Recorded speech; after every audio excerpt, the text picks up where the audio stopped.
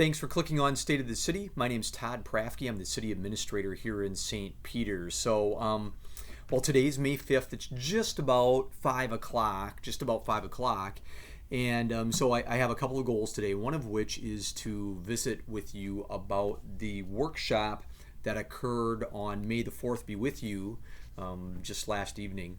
We had a council workshop and a special council meeting. So I want to talk about both those things and then a few tidbits of information. So let me get to it right away. First of all, the special council meeting.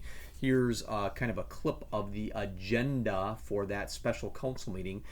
This was a little bit of an unusual one for us in that this, as you might have saw, this is the issuance of debt related to Rivers Edge Hospital. This is because the hospital became eligible in the second round of PPP programming that was put in place by the federal government. Now I'm tired right now in the day, so I can't remember exactly what PPP, it's Payroll Protection Program or something like that. And so the hospital became eligible, and ultimately this debt turns into a grant, but legally it starts out as being a debt. So there is a process that we have to go through for the city/hospital commission to issue debt. And so we did that on Monday night as a special meeting. Now there's another special meeting tomorrow on Wednesday the 6th of the hospital commission where they have to do their kind of share of this thing. So anyway, if you see that, this is part of the PPP program, and ultimately there's grant, it's a grant, but again it starts out as a debt, and so we have certain rules that we have to follow in the state of Minnesota relative to the issuance of debt by government units. And so anyway, if you want to see it on our YouTube channel, I think we recorded this one too, so you can watch it. It's issuance of debt, so it's important, but frankly it's not riveting television. But anyway, there it is. We also had a workshop after that. Normally on the first and third Mondays of the month we have a workshop, and so this is the agenda for that. I want to hold it close enough so that you can see what the agenda says, trying to hold it still. We had a department presentation from Dean, our building official, so he talked for a few minutes. We also had a land exchange request. This relates to a little parcel of property. I don't know, it's less than 100 square feet, close to a house. And so we're just swapping some property out with a landowner. Normally, the city would not sell parkland or give it away or reduce the size of parks. That's just not something that we do.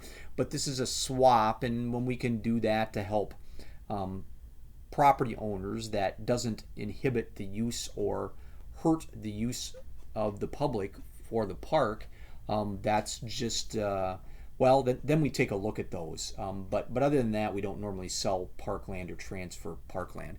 And then also we talked about Community Spirit Park restrooms, a potential cooperative effort with the school district to build restrooms out at Community Spirit Park. 2 restrooms, one on kind of what I would call the south end of the park and one on the north end of the park. So that's still a little bit up in the air. In today's world with funding and other things, that one's still a little bit under discussion. But those are some of the primary discussion points. And then I gave a COVID-19 update. I always try and give the council an update on things we're doing relative to COVID-19. How are we situationally? Do we have enough supplies, etc., etc. So that was kind of the workshop on Monday night. And if you want to know more, this is a great one. I will try and remember to put a link to this packet below down here, so watch for that as you're going forward. Now, a couple of tidbits that I think are really worthwhile for you to know. First of all, the governor did a press conference today, as he does on a pretty regular basis. And one of the big things for us as a community, and especially Rivers Edge Hospital, your community-owned hospital, is that there now is a process established and a timeline for starting elective surgeries. That's not only for things at our hospital, but it's for dentists and lots of other healthcare professionals as well. So we're really happy about that because that's an important part of the business side of our operation at our community-owned hospital, Rivers Edge Hospital. Some of those things, like those knee replacements, hip replacements, shoulder replacements, all that kind of stuff, help pay the freight, frankly, for emergency room and urgent care and all those other things. And so it's an important segment of our business. We've been doing okay. We've been, I wouldn't say busy, but have had enough work and have kept people going, but certainly to get those electives going again. Well, let's just take a sigh of relief, frankly, a little bit, and we'd love to see that kind of activity at our new hospital. Also, I'll mention, as I mentioned, the hospital. Some of you may have driven by over the last year or so, and you see all the construction going on. That's coming to an end. We're within a month or two of the end of construction there. So excited about that, and the new emergency room and all of this stuff is in really great shape. Last thing I'll mention about the hospital is that I know there might be people out there listening or watching that have been hesitant to seek health care in an emergency room or urgent care, or through the hospitals within our area.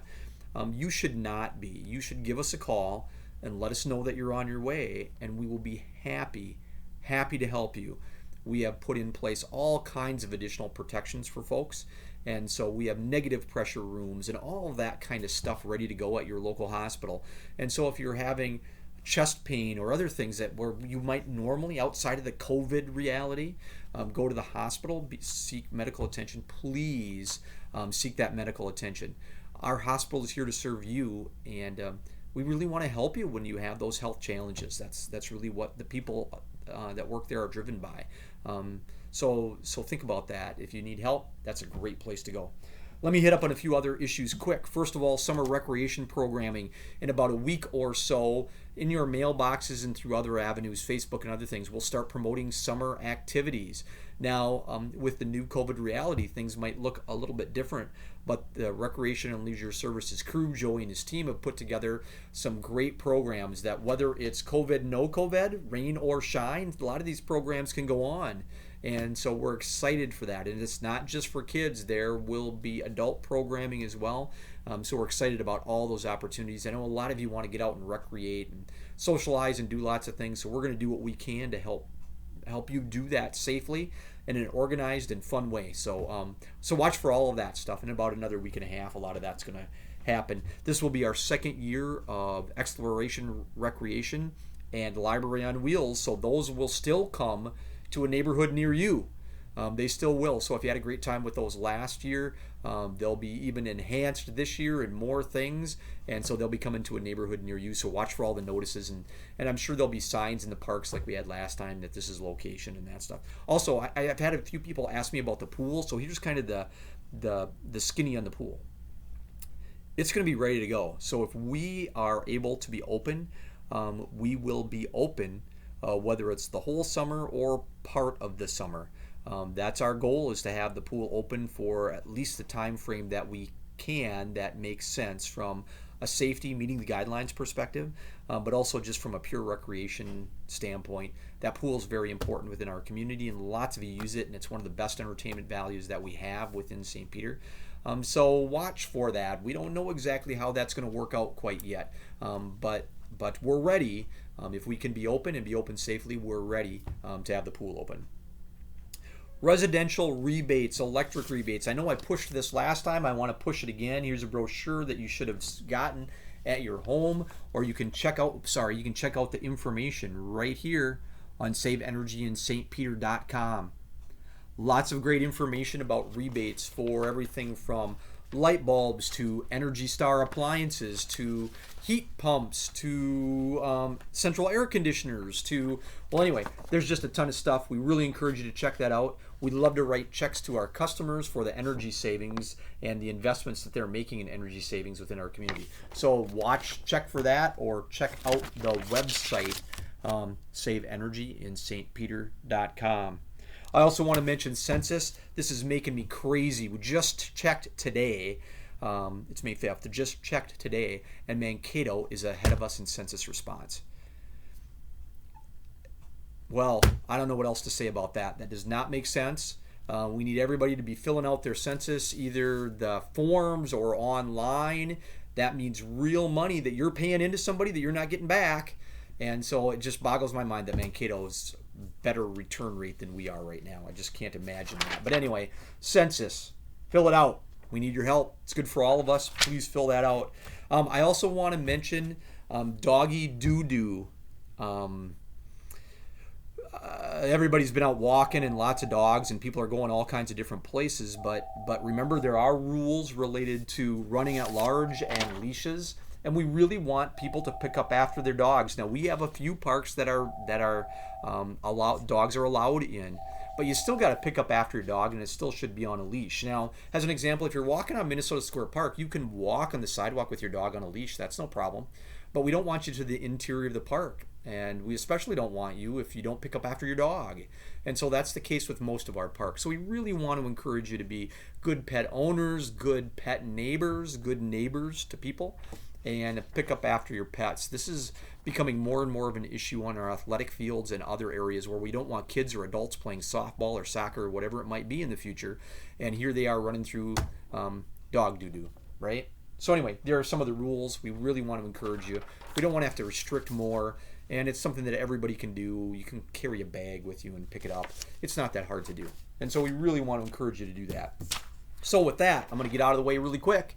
Here we are. Here's how you can email me, or you can go on our website, or there's Facebook, or there's a phone number, or again, we tweet. So if you want to follow us on Twitter, we'd love that. Or our YouTube channel. We got lots of great information on YouTube channel, including us, city council meetings, school board meetings, county commissioner meetings, video blogs like this.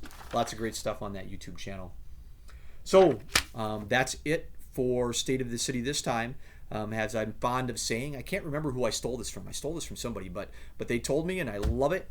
Stay positive, test negative, and we hope to see you next time.